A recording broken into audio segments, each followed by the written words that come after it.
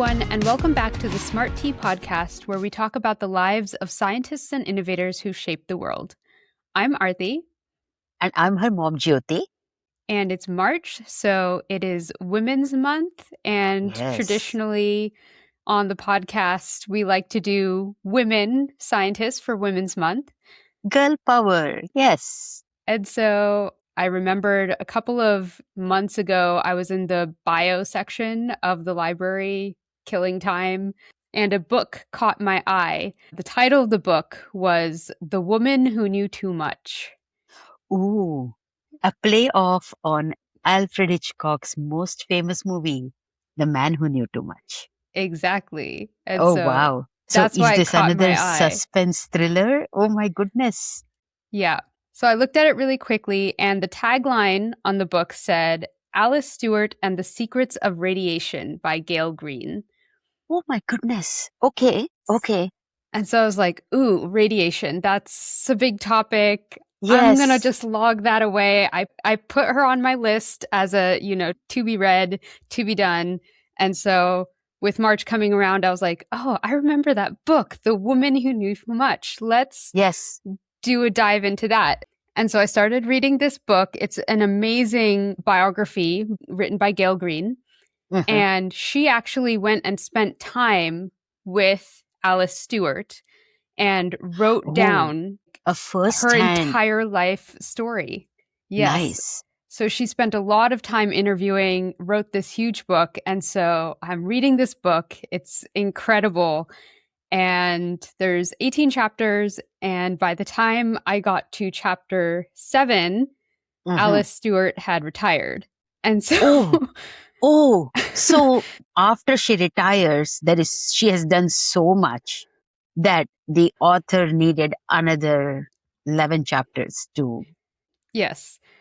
And so I was taking notes on the side for the episode, like while I'm reading this, and I'm looking at the length of my notes, and I'm like, this is going to be a two-parter. It's got to Absolutely. You need to do justice. So you have all of March to talk about this amazing lady. Yes. So March is going to be dedicated to Alice Stewart, or Alice Mary Stewart. That's wonderful. You've got me all excited, especially with the fantastic title, The Woman Who Knew Too Much. Let's see how it is that she knew too much. Why is it? Yeah, well, clearly she did, because it took 18 chapters, plus more probably, to get her entire story written down. So fantastic. I am so looking forward to this episode. So let's get into it. So Alice's story actually really starts with her parents, Lucy and Albert Naish.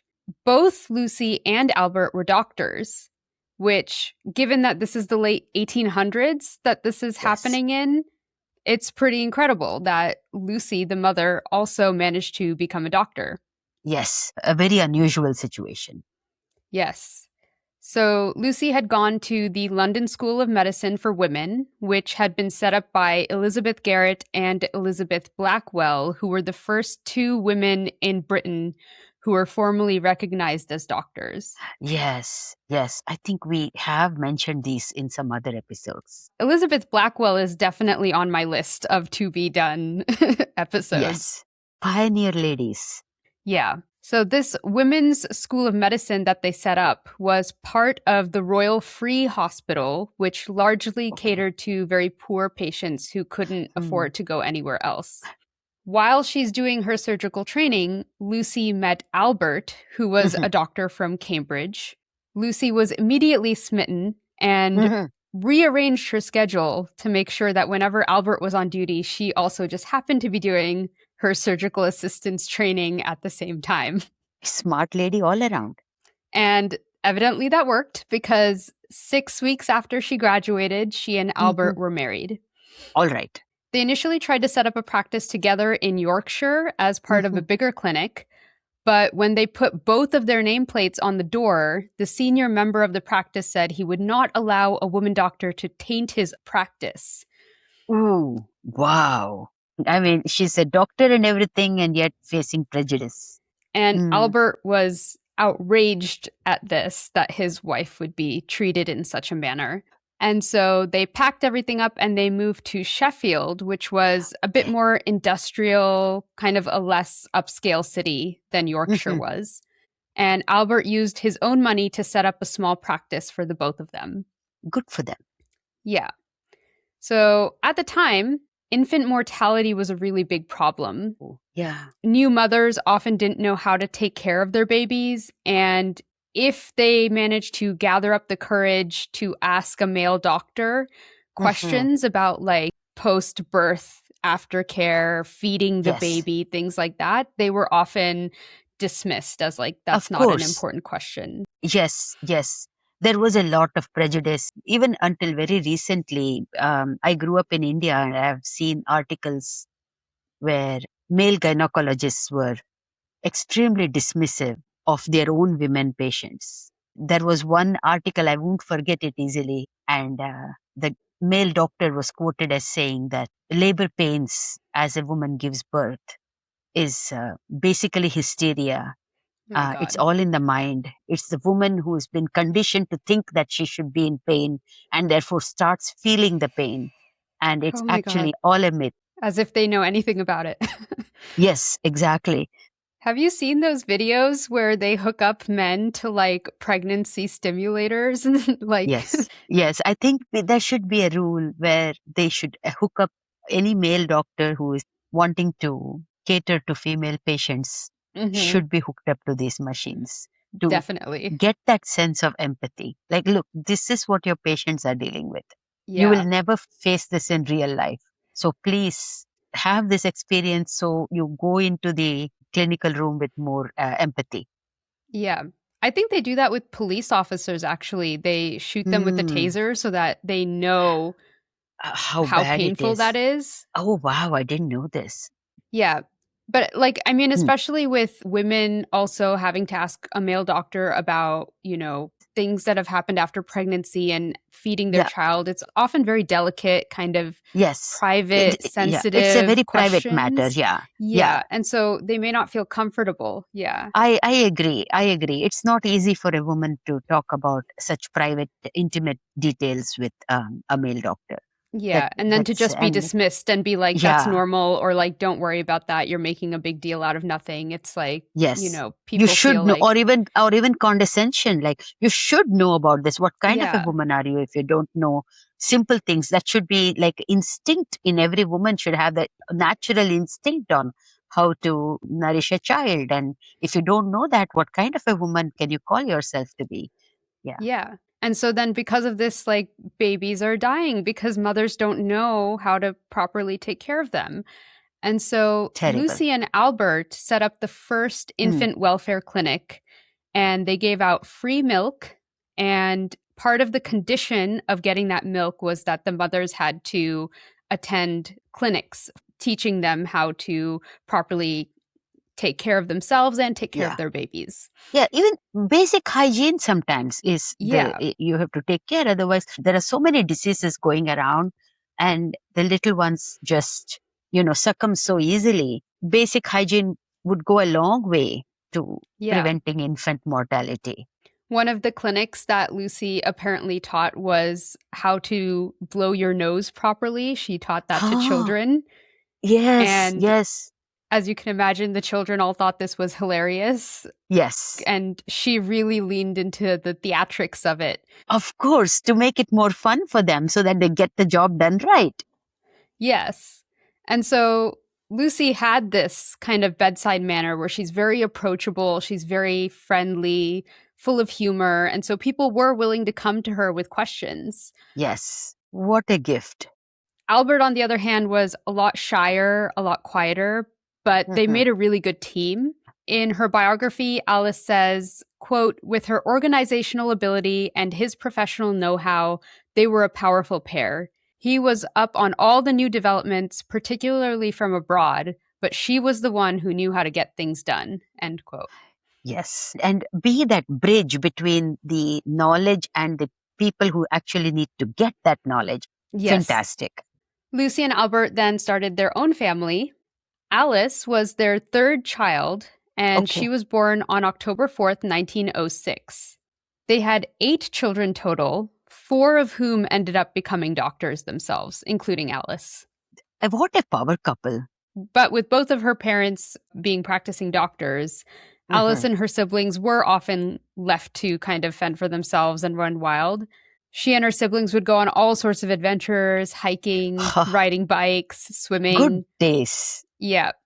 And, they didn't really have money for fancy clothes, so they were often dressed in clothes made from old flour sacks and sandals. But they were just having a blast because they were just, messing them up anyway. Who cares? Yes, and Yeah. free range kids, CPS would be called on them Yeah.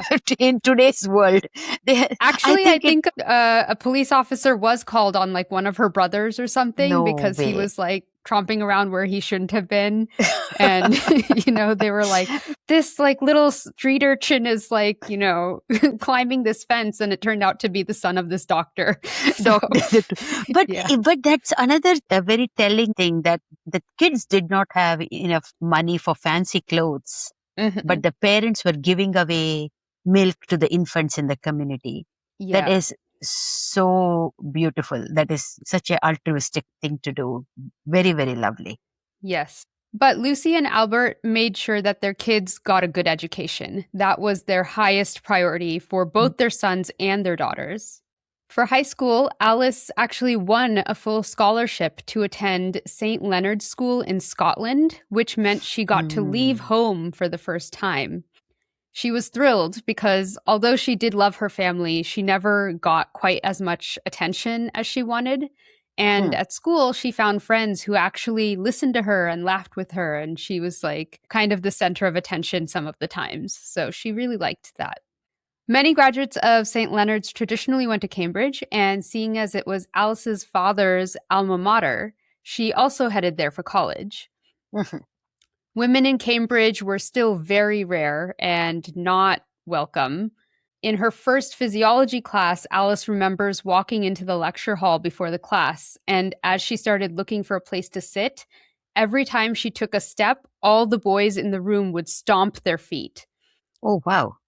Yeah, so every time she stepped, there was a big, like, thud. She tried to sit down quickly, but Mhm. male students blocked her from entering any of the rows that were near the door, so she was forced to walk all the way down to the front of the lecture hall with them stomping at her the whole way. And in the front row, she found 3 more women and a Nigerian student. She said, quote, "Here was my first lesson in racism and sexism. I learned all about minority groups in those few minutes. From then on, Mm. I had no illusions. I swore that day that I would never make friends with any other medical student." End quote.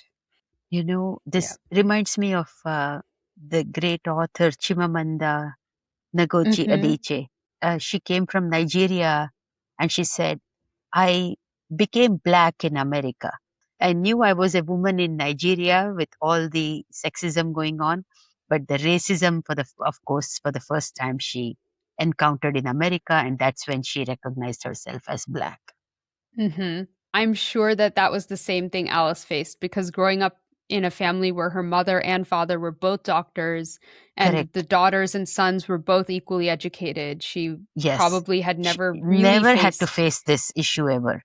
Yeah. And here are these medical school students being Hmm. so childish and bullies actually.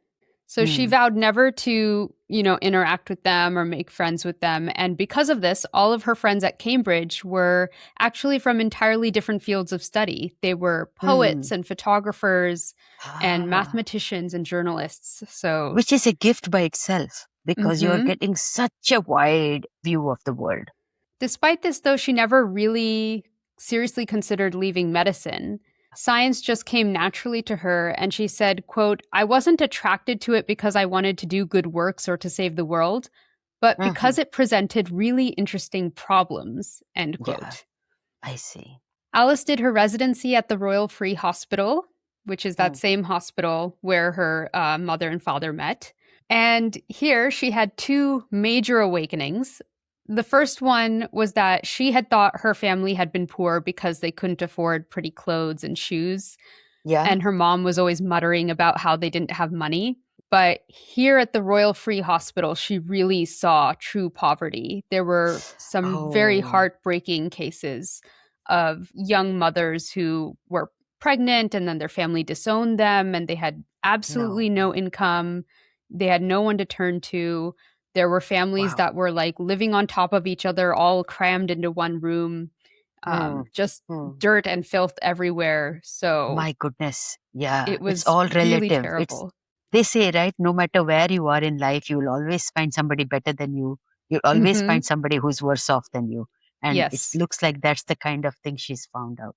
So it shocked her, but like her mother, she had really great bedside manner and she was Hmm. always able to make her patients smile. So it was something Yes. that she was very good at. What a gift.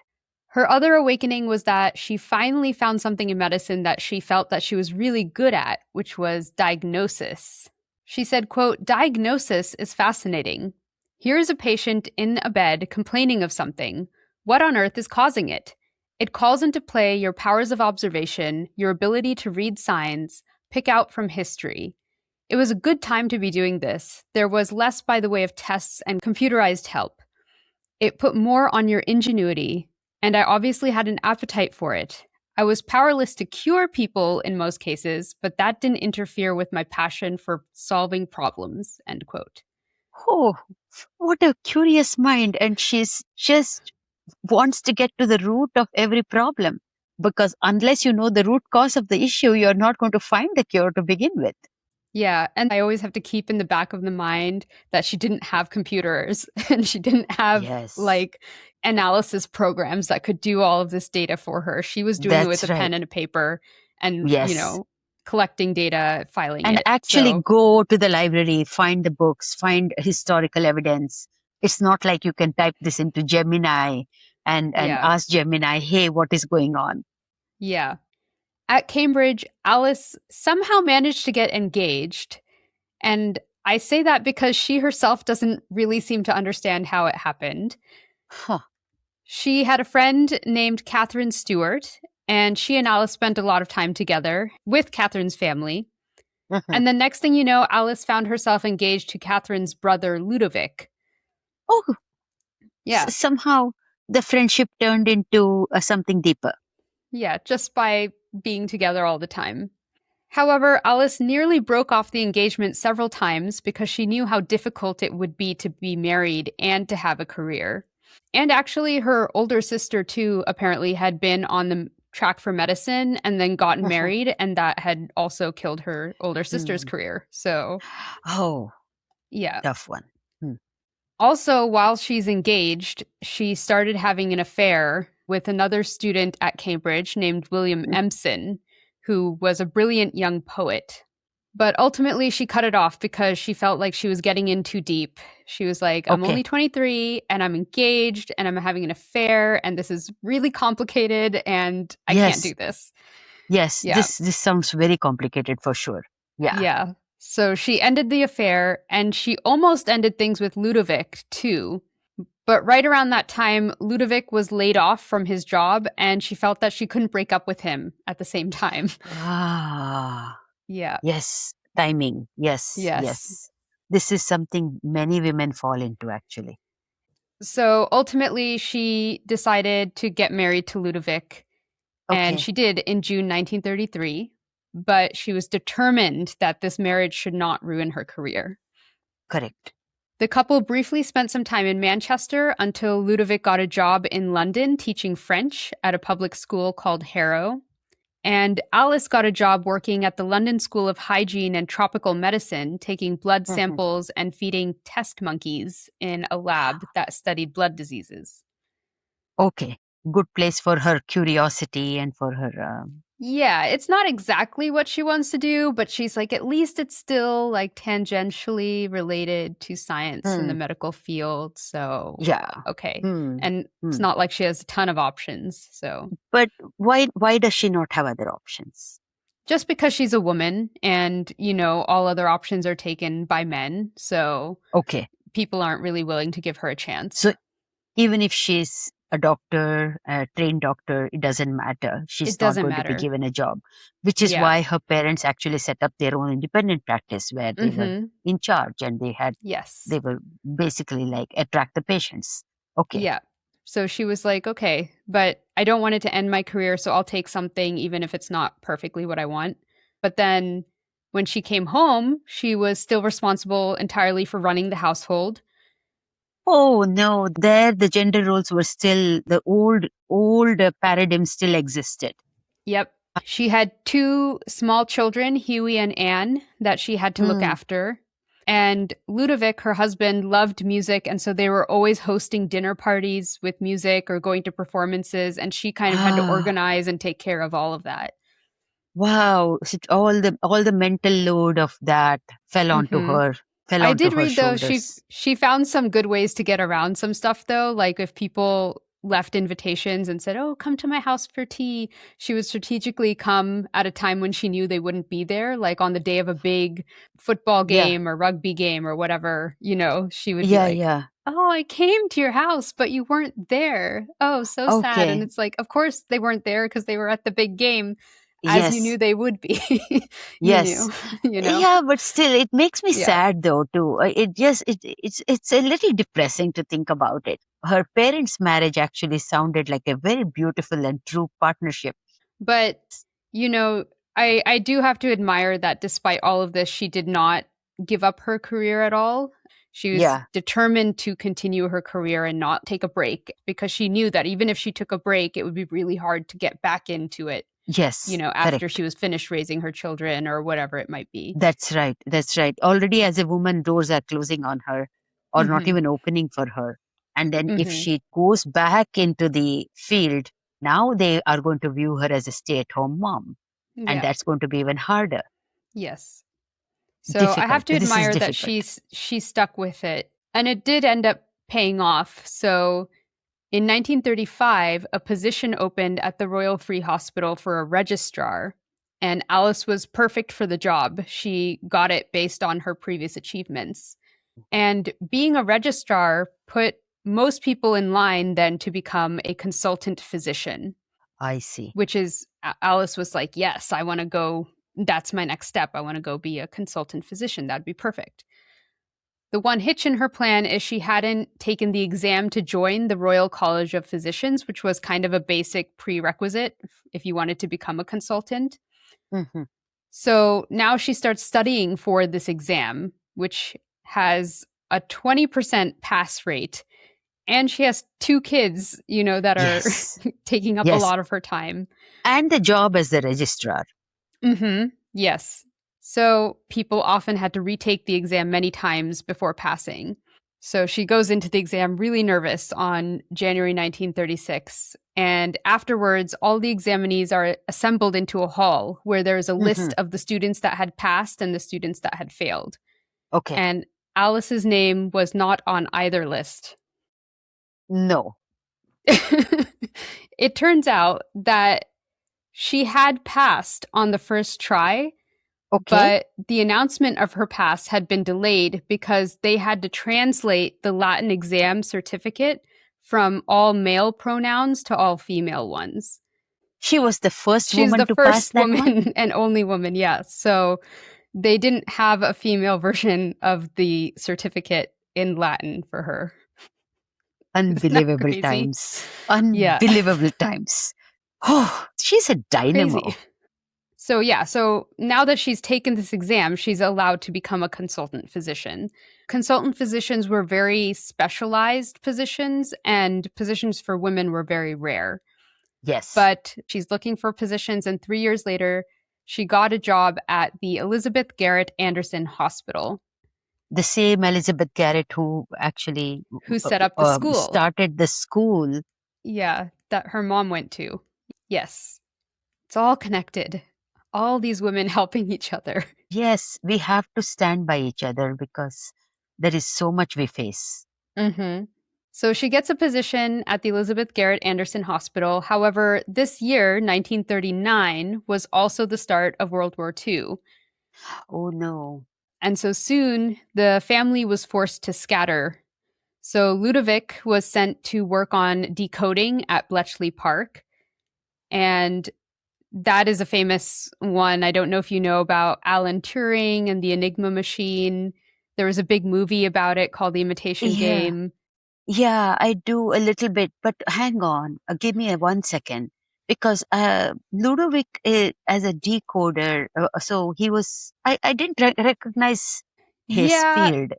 yeah. So Ludovic, he was a French teacher. He's really into music. So I was like not That's sure what why, but yeah, I kind of got why the did, sense that anyone with two brain cells was kind of sent there. Like anyone who was having some knowledge of anything, and clearly he knew French. And so they were like, all right, come help decode, do oh, something for your I see. country, Hang on, sorry.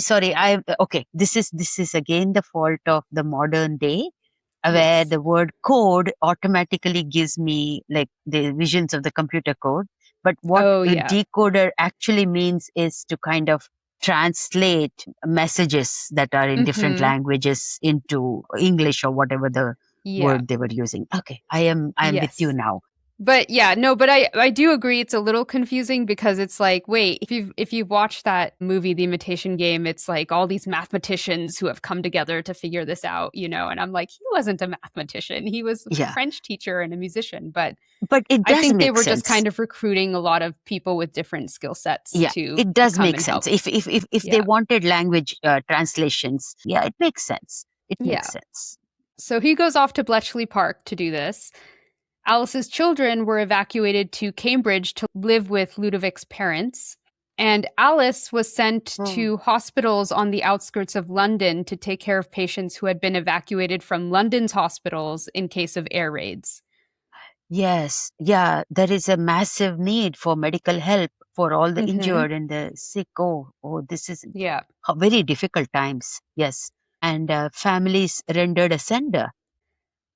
2 years later, the war is still going on, and Alice soon found herself in very high demand because, as a woman with children, she was actually one of the few people who couldn't be called into service for the war.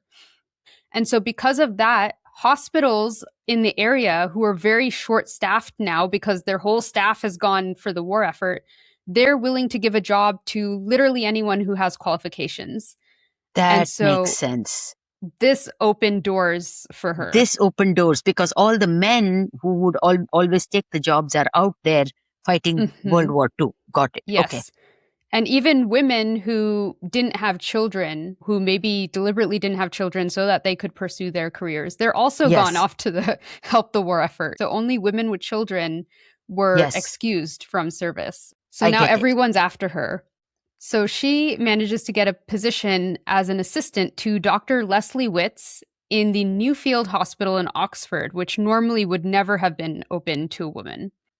Dr. Witz had been asked to look into why many people who had jobs filling munitions shells with TNT during the First World War had Mhm. developed fatal jaundice and aplastic anemia, Oh, because right. I guess they're trying to avoid that the second time around. Absolutely. Yes. So they wanted to know whether those diseases were dose related or were there particular individuals that were more susceptible to TNT poisoning. And she's absolutely the right person for the job with her Hmm. instincts to ferret out the root cause of everything and Yes. dig for details, dig for information. Okay. And also, by the way, side note here, I kind of did a deep dive into canary girls, which was the term for women workers who were the ones who were filling these munitions shells with TNT. Oh, no. They're actually getting jaundice because of They're something in also there. turning yellow from the inside out. Yeah. Yes, correct. I was just like, man, this history's dark. Yes, There's this yes, whole other rabbit hole you can go into about canary girls and all the horrible work environments that they had to face, and yeah, the young girls too, like teenagers. So Alice didn't know anything about TNT at all, but she soon yes. devised an experiment where she got Hmm. about 40 undergraduate students from Oxford to volunteer to fill shells and then submit to blood screenings and other health tests. Okay. They soon realized that it was in fact dose dependent, and the TNT would enter the bloodstream through inhalation or through the skin and attack the bone marrow. It goes in that deep. Okay. That's a pretty bad pathology. Attacking the bone marrow, does that cause cancers also then? Not in the case of TNT poisoning, as far as I could tell. I think it was mostly anemia. Killing off the blood cells, because bone marrow is where the blood cells are made. So now the person will have fewer blood cells and getting anemia because of that. Yes, yes.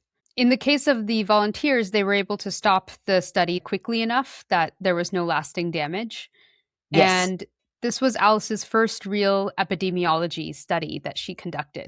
And she set it up as a very nice clinical trial with all the correct Hmm. dose dependencies to be looked at, looking at the correct samples after the fact. She did a Yeah. good job.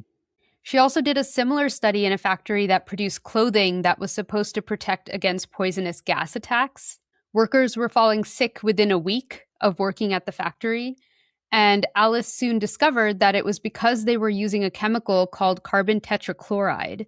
And she recognized that chemical because carbon tetrachloride had been tested as a medical anesthetic, but it was deemed too dangerous. And so I see. Alice was able to pinpoint that.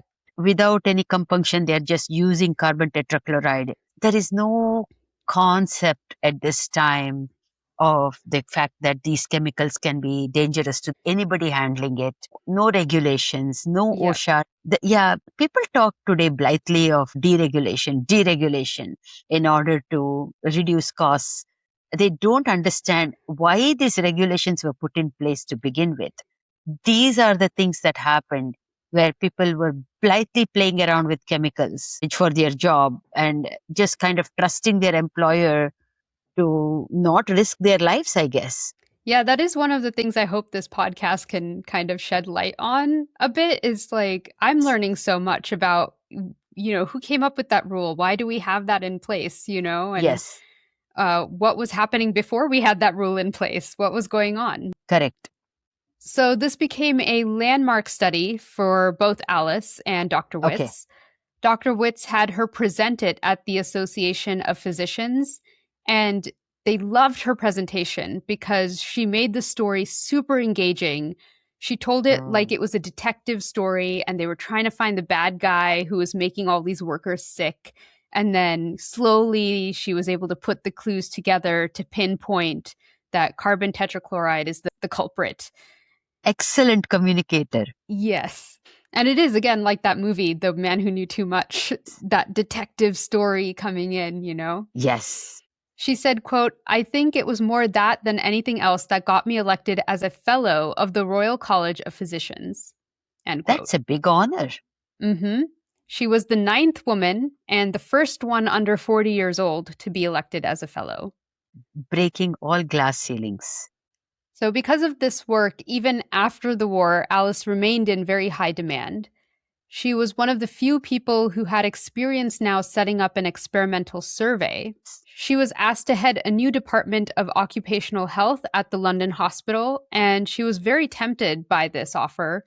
But ultimately, she turned it down when a friend of hers told her that they didn't respect women and that she would run into a lot of trouble professionally there.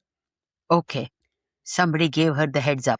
And I'm sure she remembers her beginning days where all the guys were stomping on the Oh, floor yeah. as she walked. So that would scar anybody for life. They'll remember. And it's like, I'm not going into situations where I face that again. Yeah. Not dealing with it. I much rather deal with other things. Which is a great loss for the people who are doing the bullying, actually. Yeah, it They really don't is. realize they're losing great minds when they discourage intelligent minds from joining them. Yeah. Ultimately, she was offered a position with Dr. John Ryle, who basically had set up and was chair of the Institute of Social Medicine at Oxford. Social medicine aimed to understand why certain diseases were more prevalent in people of different social classes than others. So things like infant mortality, ear disease, respiratory problems, and gastric ulcers were all more common among people of the lower classes. Which makes sense, actually. Mhm. Yeah, but back then I think it was not as clear. I see. There was not a clear link between infant mortality and nutrition and the access to healthcare and all I of think that. there was some links that you could maybe make, but it's like things like the measles. Why do kids of lower class get the measles more I often than see. kids? And they're like, what is causing that? What does the poor class child have, in Yeah, their environment that the upper class people don't, correct. The or vice versa? overcrowding because of poverty, all that is not being Yeah. thought of. Yes. Yeah. Social medicine wasn't a very popular field. A lot of people thought it was just trying to politicize medicine by bringing social class and wealth into it. Yeah. But Alice was very intrigued because she felt like now, instead of diagnosing one person, social medicine would be like trying to diagnose an entire population. Yes. It's far reaching. The impact of the results will be more widespread. Her friends, though, warned her that she would essentially be committing professional suicide if she went ahead and took this position. But she did anyway. She Okay. went ahead, she took the position with Dr. Ryle and became his first ever assistant.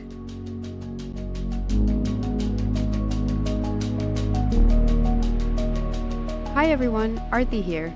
I hope you're enjoying the podcast. If so, and you wish someone would tell your science story, I founded a science communications company called SciComm, that's SYKOM, that can help. SciComm blends creativity with scientific accuracy to create all types of science communications content, including explainer videos, slide presentations, science writing, and more. We work with academic researchers, tech companies, nonprofits, or really any scientist to help simplify your science. Check us out at scicommer.com. That's SYKOMMER.com. Okay, back to the story.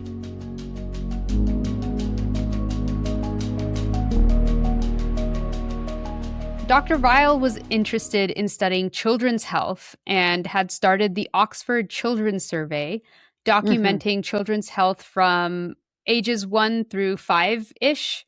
Very young. Yeah. Pediatric. Okay. Alice wasn't too interested in that, but luckily Dr. Ryle was a very hands-off boss and kind of gave her free rein to look into whatever was interesting to her. So Alice gets to work looking into health issues that affected workers in different industries. And in the course of this, she discovers a huge untapped resource, which was the civilian medical boards. These were records of men's basic health information that were collected during the war effort to see who would be fit for service. And since the war was over, they were actually about to destroy them. But Alice and Dr. Ryle were managed to fight for them and hung on to them because they were seeing all sorts of interesting correlations. For example, many men who were painters also presented with peptic ulcers. Oh, Yeah. So those why are is that happening? interesting connections. Mm-hmm. Or certain industries like shoemaking seem to have higher incidences of people falling sick because men who had pre-existing medical condition tended to do those kinds of jobs because they were less physically demanding. Ah, so the cause and effect are kind of interswitched in that one. Yeah. So none of this had been studied. And Correct. unfortunately, although Alice and Dr. Ryle were very excited by it, not many other physicians really seemed to care, even when Okay. they published their findings. But, this is what was interesting to Alice. Unfortunately, Dr. Ryle's health had been unstable even when Alice first met him, and I it see. steadily deteriorated until in 1950, less than 5 years after Alice started working with him, he had a heart attack and died. That's sad. Hmm. Yeah, Alice was extremely sad at his loss, but she was Yes. determined to carry on his legacy. So she took over as head of the Social Medicine Institute. However, like I said, social medicine had a bad rap, and physicians were honestly like, who cares where diseases come from? Finding We treatments just for the want to disease fix is it. what's important. Yeah, like Got that's it. more important. Yeah. And now that the institute is being headed by a woman, Oxford was like, hey, we can shut down this institute altogether. We don't need this. Wow. Good thoughts. Yeah. I'm being sarcastic if somebody doesn't get it. Yeah. So they tried shutting it down, except they forgot that Alice had tenure. So she couldn't just be kicked out. And the institute still had a living benefactor who was making large donations. So shutting it down would be Ah, a slap in the face for that of benefactor. the benefactor. Okay, at Yes. least there was some consideration there. That, Yeah, there's oh, oh, something. wait a second, we are turning off this money spigot. So instead of shutting it down completely, they converted it into a much smaller unit and made Alice the head of that unit. It was a much lower paying job, and they gave Alice barely any money or any research space. Hoping she'll resign on her own because, we have Exactly. given you tenure, we can't take that away. So we'll make life as horrible for you as possible so that you quit. Yes. Hmm. Or just we don't even have to think about you and you're just not worth our consideration. So just Yes, I don't know. You can hang on here until you retire, I suppose, but don't expect any help from us. yes. Around the same time, Alice's marriage to Ludovic also fell apart. So after the war, Ludovic did not want to move to Oxford where Alice was working. And in fact, he had met another girl while he was doing his decoding work. Alice also by now had gotten a real taste for being independent, and Yes, she was not willing to give up her work just to be with Ludovic wherever he yes. was. Yeah, So they ended up getting a divorce in 1952. okay. The kids must be older by now, though. Yeah, I think so. Alice got sole custody of their children, so Hmm. they were still dependent on her, but I think they were almost, they were probably teenagers by this time. At least, yes. Yeah. That same year, though, Alice got back in touch with her old flame, William Empson. Oh, the one with whom she had an affair before she married Ludovic. Yep. They picked up their relationship right where they had left off more than 20 Hmm. years ago. He too had gotten married and had 2 children and then separated.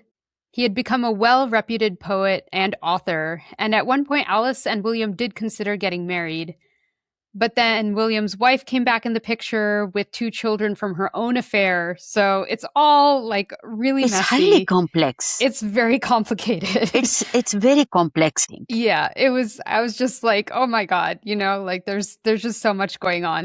I thought this kind of stuff happened only in very high society, but I guess it's more Or prevalent than I like thought. celebrity drama, like that kind of Exactly, thing. exactly. Yeah. Like Charles and Diana, and then Charles is off with whatever her name is, Camilla. Camilla, and then Yeah. Camilla and is actually married to somebody else, and then but Mhm. that guy had another girl on the side too, and it's just like this. Oh my God, you're all in a web and all interconnected, and I can't keep it straight. But again, I find it refreshing that it's like, yeah, scientists and doctors, they also get equally messy sometimes.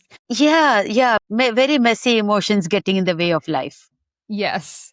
So in the end, William ended up staying with his wife and her children, but William continued to meet with Alice until his death in 1984. Okay, Back to Alice's work, though. Alice, is coming off the death of Dr. Weil, her mentor, yeah. and she's determined to carry on his legacy. So, although she hadn't been very interested in it in the beginning, she took over that child health survey that he had been conducting. Yeah. But she didn't have any money for research now because Oxford had basically cut her off. So she had to rely on outside funding if she wanted to get any research projects going. Yeah. So she put together a small team of a young health statistician, David Hewitt, and another woman, Josephine Webb, who had worked for the Medical Research Council and was very close to retirement. They called themselves the Three Musketeers, and they got to Hmm. work looking for a project that would be of enough interest to attract grant funding. Yes, correct. Money is important. They settled on the problem of childhood leukemia, which was on the rise, but no one was studying why. It also happened that one of Alice's good friends had a daughter who died of leukemia at age 3. And so it was a very personal problem to Alice as well. Absolutely. That is heartbreaking. As they started looking into this, they found that children developed a specific type of leukemia called lymphatic leukemia, which affects your lymphocytes, which Yes. are the white blood cells that are part of your immune system. Interestingly, they found that children from areas with better access to medical care were more Yes. likely to develop leukemia. That's an interesting paradigm. Yeah. Okay. So they were like, we need to look into why. Why is that the case? So here's where Alice has a brilliant idea. They found this pattern by looking at data from the children's medical records, which were obviously written by the doctors who had examined the children. But Hmm. Alice said, let's go interview the mothers. They might have a memory of something prenatal that the doctors might have Yes. forgotten. And she made this kind of intuitive leap that instead of leukemia being caused by something in the child's environment after birth, as most diseases were, maybe Yes. the cause had happened during pregnancy. So let's Earlier, look much earlier earlier. than birth. Yeah. Yes. So the three of them developed a questionnaire and took it to the medical research committee to request funding for the project. They were rejected flat out, but then one doctor on the committee approached her and said he could give her £1,000 from the Lady Tata Memorial Fund for Leukemia Research.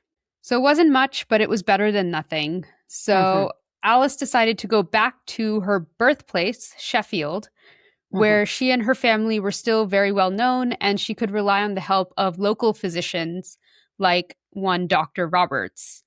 Dr. Roberts helped her get the survey started in Sheffield and then made introductions to public health officers in other areas so she could send the survey to them. And so slowly she grew this network all over the country.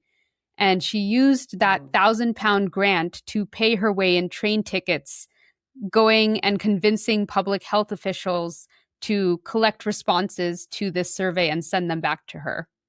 Grassroots movement. Absolutely. She absolutely built it from the ground up. Determined lady. Yes. And this questionnaire really was all inclusive. You know, it asked the mothers about exposure to everything: different foods, aerosols, dyes, animals, infections, just, anything that she could think of. Yes. But within getting the first 35 responses, so very, very early on, Alice saw a clear pattern that many times when a child had died of leukemia, the mother had had an obstetric x ray, whereas in the control groups where the child had lived, the mother had not had an x ray. Wow. We know that obviously. I mean, it's a glaring thing right now Mm-hmm. where a woman is not exposed to radiation when she's pregnant. Yeah. What a, it's like in your face kind of problem. Like now it's such a big, like, they were getting x rays. What is wrong with these What's people, wrong with them? But Yes. back then she knew that people would challenge her on it. She saw this pattern and she was like, uh-oh, this is going to be a big battle because first of all, it's such a small dose of radiation, so it's not like a Yes. chronic exposure to something. And doctors are using it and doctors are saying it's safe. And doctors are making money off of this from rich people who want to make sure that their kids are okay and are Mhm. actually hurting the baby in the process. Yes. And sure enough, when they finally published the preliminary findings in The Lancet in 1956, the whole medical community, especially obstetrics, were like, how dare Up you say in this? arms. Up in Yes, arms. Hmm. you're accusing us of using a tool that harms people when we are doctors and we're in the business of curing people and preventing diseases. So how dare you say that we would Yes. be hurting anybody? Yes. Uh-huh. And also, like, x-rays were considered very safe. They were being used for all sorts of purposes back then. For example, if you went to the shoe store, they would take an x-ray of your foot so that they could see how the foot was sitting inside the shoe. So just randomly, it's rampant. I did not know.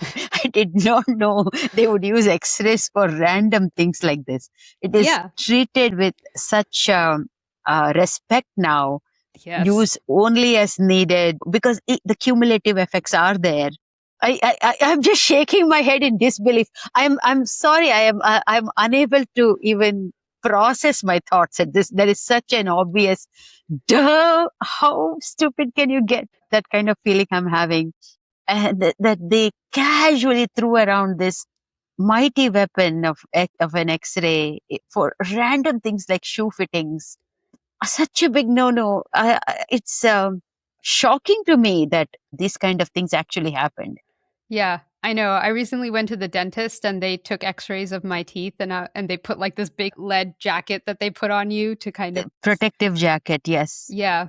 And then the x-ray itself is like, 2 seconds. But even that, I'm just like, do I really have to do this? I guess I have to Yes. for the health of my Yes, teeth, I guess I have to but so that I have my teeth for longer. Yeah. yeah. But I was in the middle of like reading this story and I was like, can we not do this actually right now? Yes. Yeah. Yes. So she continued to collect answers to their questionnaire, and by 1958, they had published a full report in the British Medical Journal showing that a fetus that was exposed to X ray radiation was 2 times more likely to develop childhood cancer. Not just leukemia, but any cancer. Any cancer.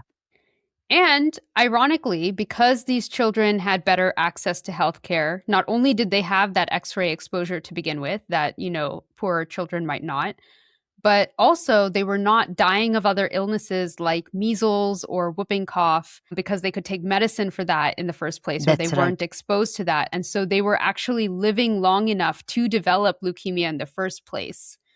Although her initial paper had received some pushback, she did have actually a fair amount of people who believed and supported her. Also, remember that this is happening against the backdrop of the end of World War II. We remember how World War II ended. The atomic bomb. Yeah, people saw the awesome power of these nuclear bombs. And so there's like this big arms race going on. But, Yes. clearly the bombs that dropped and leveled the cities of Hiroshima and Nagasaki were clearly very harmful.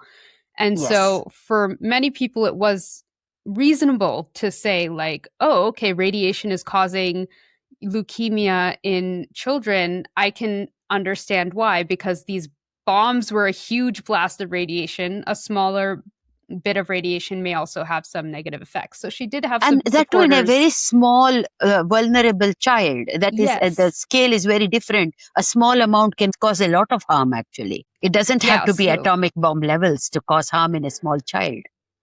so she did have some supporters who were like, we're on board with this. Yes. But then in 1960, 3 scientists, Richard Dahl, William Court Brown, and A. Bradford Hill, came out with a study that basically said that there was a threshold at which radiation exposure became safe. And while nuclear bombs were clearly dangerous, X rays were way below the dangerous threshold. Okay. Their study was very poorly carried out, and years later, even one of the authors, Richard Dahl, admitted that his survey was not very good and the results were unreliable Okay. because they had used such a small population that they surveyed over a very short period of time, as compared to Alice's survey that comprised of thousands of people all over the country, went really deep back into their history and followed the child's health through birth Yes. and well into childhood. So Oh, this is so reminiscent to me of that guy, Andrew Wakefield, who had mhm. a single vaccine for one of the three in the MMR. He had, there is rubella, measles, and mumps, I think. Mumps. Yeah. Mumps, yeah. And it's usually given as a triple shot. But this Mhm. guy, he had a Yes. single vaccine for one of these, and he wanted to drive up the sales of that. And why would people take one single vaccine instead of taking all three at the same time and being done with it? You go to the doctor, get one shot, you're good against three diseases, and you're done. Mhm. You come back home, you're done, instead of Yeah. going one at a time. So he set up a very poorly designed study and wrote a very poorly written paper on how the MMR causes autism and how vaccines Oh. given together, Mhm. if you give vaccines together, then Mhm. the child develops autism later. And now we're still facing We are those still repercussions. Yeah. fighting that. We are still Yeah. fighting that. So I people with like this personal interests kind of skew the whole thing with enough loud voices, enough megaphones because they have the money. They are able to Yeah. skew the thing all the way. And that's exactly what happened here. Like this paper that he put out saying that there is a threshold at which radiation is Is safe, safe. Yeah. that really took deep hold. A lot of people believe that. A lot of people were like, that makes sense. Yeah, a bomb is going to be dangerous, but there is Yeah. going to be a threshold at which we're okay. So Richard Dahl, he's a giant in his field.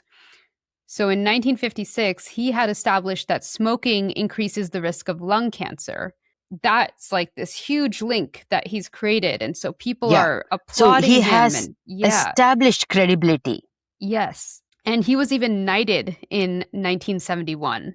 Okay. So he's getting, all these accolades, whereas Alice, on the other hand, her findings are ignored for many decades. Many people don't believe her, and she's not getting funding for her work from Oxford, Oxford's cut her off. So she's just struggling here, even though she's made this equally important kind of finding and contribution. What a loss for humanity. So I many know. children suffered for no reason. Luckily, though, a visiting scientist told her that she should try applying to American institutes for funding instead. And she was actually successful in getting grants from the National Cancer Institute and various leukemia foundations for her work. Okay. It was actually a well respected American physicist, Dr. Carl Morgan, who had worked on the atomic bomb, who saw Alice's work and drew attention to it, saying, quote, as she collected more and more data, it has become evident that there is no safe level of radiation, end quote. Yes. Good. But despite this, it took until 1980 before American hospitals stopped routinely x-raying pregnant women, and then slowly the ultrasound replaced x-rays. 20 more years, a little over 2 decades after knowing this critical information, people Mm-hmm. continued onto that wrong path of x-raying fetuses. Yeah. And even Tragic. then, it was like in 1980, American hospitals stopped recommending it, but they didn't ban it. They didn't say stop doing it. They were just like, okay, it's no longer like part of the routine. You can still have it done though. So it's like, oh my God. This is something we know so clearly now. It is Hmm. incredible that people just did this willy-nilly. Yeah. So, over the years, Alice had built a ragtag team of random people to help with the study, many of whom were retired or students or just needed something temporary. So, Oxford was just, mainly trying to pretend that the social She, medicine unit didn't exist. So, she just found kind of like random people to help out, anyone who had any sort of skill. And it could even just be like, hey, you go talk to the people and get them to fill out this questionnaire and bring me back the data. You don't need much yeah, skills for that. Go do that. yes, Anybody come help. yes, So, because they were like ignoring her, she could basically kind of do whatever she wanted, even though she didn't have a lot of money with which to do it. yeah, yeah, She was basically able to carry out whatever studies she wanted and, go in whichever direction she wanted. yeah, yeah. By this time, Alice had also become a grandmother. Her son, Huey, had two children, Charles and Christabel. But Hmm. tragically, Huey took his own life in 1977 by overdosing on lithium. Oh, that is very sad. Very Very hard. sad. Very hard. This is dark, man. You're going into dark places with this one. Alice believes he likely succumbed to manic depression, which apparently ran in the family. Hmm. But Alice had a very big heart. She supported Huey's wife, Jeanette, by giving them a house and Hmm. taking care of the children for 2 years while Jeanette finished up her college degree. What a wonderful lady. Very supportive. And then Alice's daughter, Anne, also had two children, Eleanor and Harriet. And Alice Hmm. worked very hard to make sure that all of her grandchildren were very well taken care of and put on successful paths. She's passing Yeah. on the legacy that her parents created for her and her siblings. She's doing Yeah. that for the next generation. Yes. And just like, again, balancing this all against the backdrop of her own work and her own studies. It's like she's still in there taking care of her grandchildren now. So Yeah. in 1969, Richard Dahl came to Oxford as Regius Professor. Okay. Initially, Alice was very excited because, after all, they worked in very much the same field. And so she finally felt like she would have the support of somebody else and she would be able to get a professorship. But he already wrote that paper against her, right? Yeah, he had written the paper, but at least even though they had that kind of professional disagreement, she Yeah. respected his work with the link of, smoking and The lung smoking cancer. and cancer thing. Yeah, and it's like you're doing very much the same kind of work as I am. You think that there's a safe threshold for radiation. I do not. So we can work together on this problem. We can figure it out. She felt like, finally I'm going to have support. This guy's coming to Oxford and he's going to show people that social medicine is important. And finally, I'll get my time in the light, that Yeah. Oxford will no longer ignore this branch of science that Yeah. they've been trying to ignore because Richard Yeah. Dahl is here, you know. Correct. But they changed the social medicine unit into preventative medicine and made Richard Dahl the chair of it. That was like a huge betrayal to Alice. Got it. They played the game. Yeah. I see the game they are playing. Uh-huh. Yeah. Alice was like, my predecessor, Dr. Ryle, had been chair of the social medicine. Yeah. And then I was kind of shoved aside for decades. And then here comes Richard Dahl, and he becomes chair. So Correct. I never got to be chair of anything. What is this? Yeah.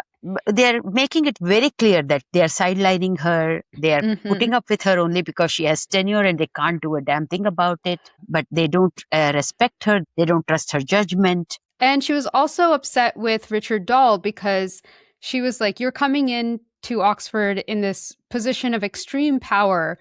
And you could have, said, I'll defer my chairship. I'll give it to Alice for a few years because he knew that Alice was just a few years away from retirement. So he could have said, you be chair until you retire, and then I'll take over as chair. Correct. Or I'll give you a full professorship. He could have helped her with the enormous influence that he had. But according Yes. to her, he never once offered to do any of that, to lend her a helping hand to come up. Although he tells a different story. He's like, I did everything in my power. She doesn't understand like the politics behind all of this. But she was like, oh, come This is on, very you reminiscent of the know? previous story, Vivian Thomas, where Dr. Blaylock says he has done it all. He did the best he could. But it turns out that he never ever published anything Hmm. with Yeah. Vivian's name on it. It took other people actually to do that. Yeah. Life is so full of injustices like this, especially for the minorities, especially for women. And Hmm. it's good thing we are highlighting this for Women's Month. Well, that's why we have these months, right? To Yeah. shed light on people who've Shed, struggled. yeah, the struggles that women face for no reason.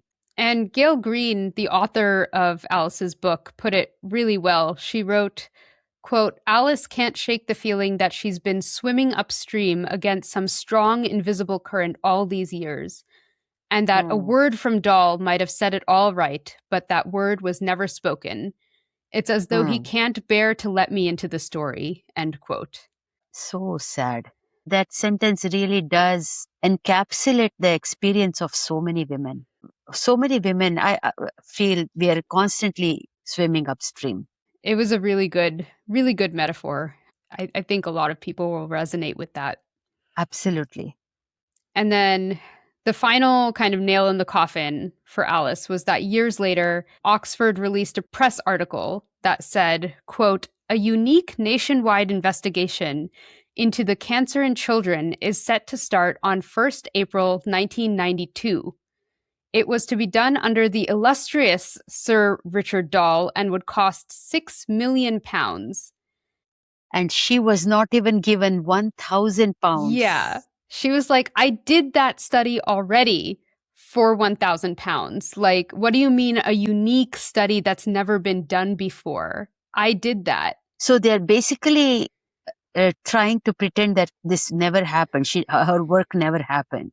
Basically, yeah. They're like, this is like the first of its kind, a unique survey of children and leukemia. And she's How like, can they do that hello. when she has already published? Yeah, I know.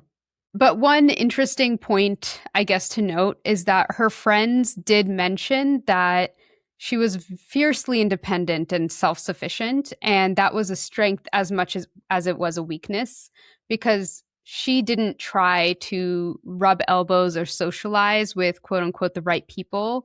Yeah. And maybe if she had made more of an effort, there would have been more male allies to help her. But she was always like, I've got better things to do than dress up and go to this fancy garden party. Or Yeah. I've got work, I've got kids, I've got grandkids. And so like I Yes. can't go to that conference. I Which can't is go to that highly party. legit, which is a very legitimate way of living. You shouldn't have to schmooze around with other people at parties in order to formalize. Your work speaks for itself. That's how it should Hmm. be, especially in a place like Oxford. Yeah, but people did note that like if you're skipping out on parties, you're skipping out on attending conferences, you're skipping out on like being on these committees and things like that, you're not going to make many friends. And so when things like this happen, you aren't going to have allies. And so it's not like blaming her at all, but it's just an interesting point to A note that that is recognition how. of the Yeah. times, a recognition Yeah. of all the other social factors that came into play Yeah. in the fact that she did not have And it's still allies. true today, like a huge part of, your career is who you know and the people who are And willing to help networking, you. yeah. It's Yeah, not what you know, it's who you know. That's a famous exactly. statement even now. And unfortunately, Alice didn't know who she maybe needed to know in order to make her life a little bit easier. Yeah. So when Richard Dahl became chair, she was like, enough is enough. So she started making it known that she wanted to leave Oxford and that she still had funding from the American Institutes. So anyone who took her on wouldn't even have to pay her. The head of social medicine at Birmingham got wind of this and invited her to come on as a senior honorary research fellow. So Alice made arrangements for the Oxford Child Survey to continue, and then she retired from Oxford. And that's where we're going to stop part 1 of this series for now and come back next time for part 2. Oh, wow. This has been a rough journey so far. You took us through some very dark times, and she's still battling the bias that people had in those days against women. Yeah, but she's a fighter. If anyone could handle it all, Alice Stewart could handle it all. I think this really speaks to just the strength of women and what they have to put up with and the things that she was willing to put up with and fight against because she did see the bigger picture. She was like, no, I need to help prevent this horrible disease from affecting more people. And the only way to do it is to battle through. So I'm going to battle through. She was passionate about her work. This became her calling. No Yeah. money, no recognition, no fame. In fact, I can see in my mind's eye people in Oxford snickering about that eccentric old lady in that Oh, corner over yeah. there. She had a big reputation for, oh, that crazy Alice Stewart. Don't listen to a word she says. She's off the rocker. Unfortunately, she has tenure, though, so she can't get rid of her completely. Yeah, she was battling a lot of nasty remarks, but she just never let it get to her. She's just like, oh, that's your opinion. There's nothing I can do about your opinion. Such utter disrespect for good science in a place like Oxford. That is shocking. Yeah. So yeah, we'll get to part 2 next time and learn what she did after retirement from Oxford. Which from the way the book has been structured, where there's only Hmm. 7 chapters we have covered so far, There's still a lot ahead. a lot ahead. So stay tuned. Fantastic. I can't wait to continue. Thanks for listening. If you have a suggestion for a story we should cover or thoughts you want to share about an episode, reach out to us at smartteapodcast.com. You can follow us on Instagram, TikTok, and Blue Sky at Smart Tea Podcasts and listen to us on Spotify, Apple Podcasts, YouTube, or wherever you get your podcasts. And leave us a rating and comment. It helps us grow. New episodes are released every other Wednesday. See you next time.